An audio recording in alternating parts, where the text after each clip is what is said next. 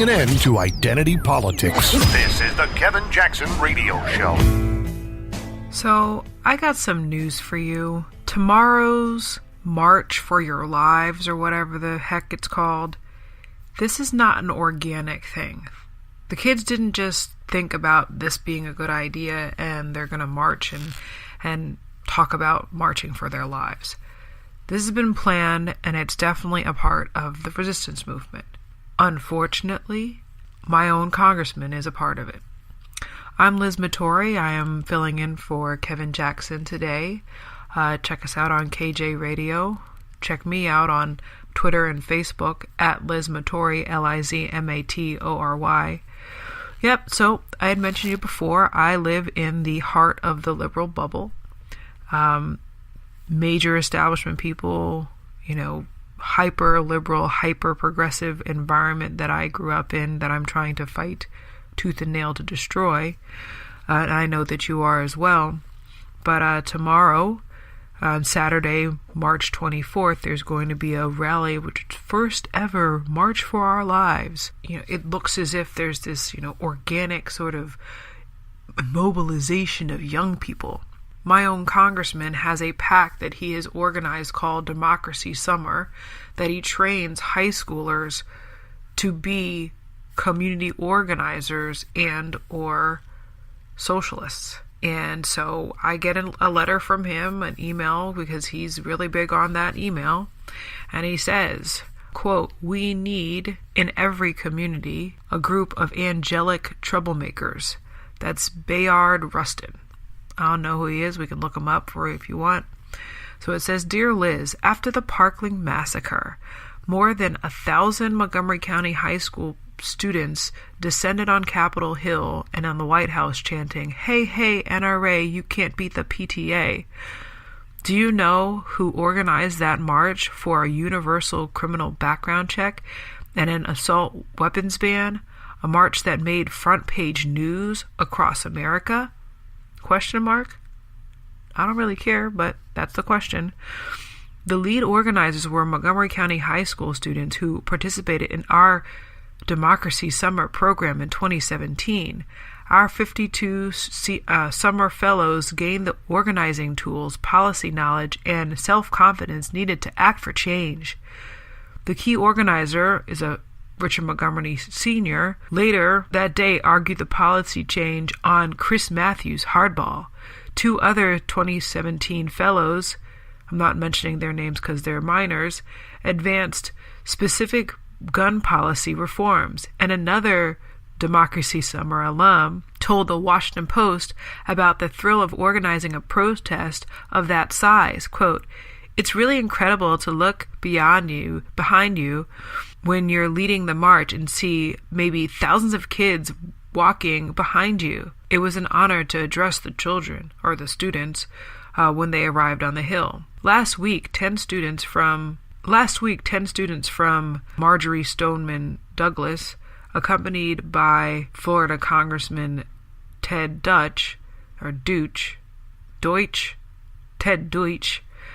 came to Blair High School and were warmly greeted by more than 800 students from Einstein, Springbrook, Whitman, Rockville, BCC, Northwood, as well as Blair, and many others." And so it goes on to say that there are two things we can do now to help propel the student movement for gun safety forward. First, join the March for Our Lives, March 24th, and rally with us down in Silver Spring. You get breakfast, beautiful a cappella music, voter registration, student speeches, and some stunning surprise guests. And then our Attorney General Brian Frosh is going to be there too. And then you can get on the bus. By the way, it's $20 and the students are free. With more than 500 people already registered, Moms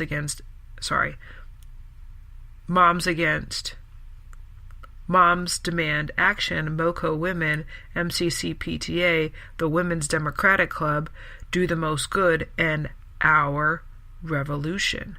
Number 2, spread the word about Democracy Summer in 2018 for high school and college students. Their home base is in Maryland and Virginia, where they will participate, like last summer, with sweeping Democratic victories in legislative races, including Pennsylvania, where we hope to pick up at least 4 new House seats, New Jersey and Iowa, and perhaps other states. Apply now. All the best, Jamie Raskin. So yeah, guys, this is not just a bunch of kids rallying around and wanting to take on bad stuff. These are adults, congressmen, congresswomen maybe, activists, political organizers that are training the high school students and the college students to do this. First of all, how much school have these children already missed in this last 2 months? I would be livid if I were their parents. Number 2, why are they doing this? And these things were not a thing before President Trump was elected. And and Jamie Raskin will admit on record, I think I actually have it on tape, that his number one mission is to impeach our president. And so they are using our children to literally do their dirty work, because they probably admit they thought that they had it in the bag with Hillary. They had a easy fix. They would have the next 8 years to manipulate and degrade and change our system forever. But since that, again, it goes always back to the election. Since that didn't happen, they formulated this so-called resistance movement. And the resistance movement has grown purposefully to include our children way before they have created any sort of worldview. They are highly impressionable, and yes, hyper-liberal. Most children, most young people tend to be liberal, and funnily enough, that generation after the millennials actually skew conservative. But they don't want that to happen now, so what do? They basically are creating these social sort of opportunities for kids to get around and hang out, and that's what they want. This is how the organizers work. They're 3 prongs. They basically, under the guise of interning with a congressman, he actually uses that as cover, but he's organizing them in a political sense, not we get to learn about Congress stuff, but he's raising money to train these children to be their foot soldiers. And under this concept of organizer, there are 3 components. There's this common enemy. We are the common enemy, folks. I hope you guys understand that. Anyone who supported Trump, and definitely anyone who doesn't support them, are the common enemy. Then they create this sense of community. So the kids feel like they're part of something, that they're making a difference. And sadly, they're rallying around events that other children have died on. And that's where they get that, that constant state of agitation and aggression, that this is what they sort of feed off of. And on top of that, which is another element to why this is so effective, is that a lot of these kids want notoriety. Don't forget, they grew up on social media. That click, click, click, I want to be liked, I want to get hearts, I want to get Instagrammed, up. So they see this as an opportunity to be famous, and they want to be popular. They are being trained. They are what my friend said, they are the mouthpiece for this resistance movement, because every other one of these tactics have failed.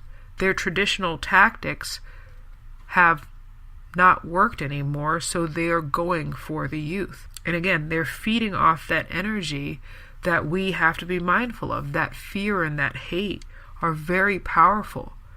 They're a lot more powerful than love and comfort. I mean, they're equal, but people feed off of that negativity.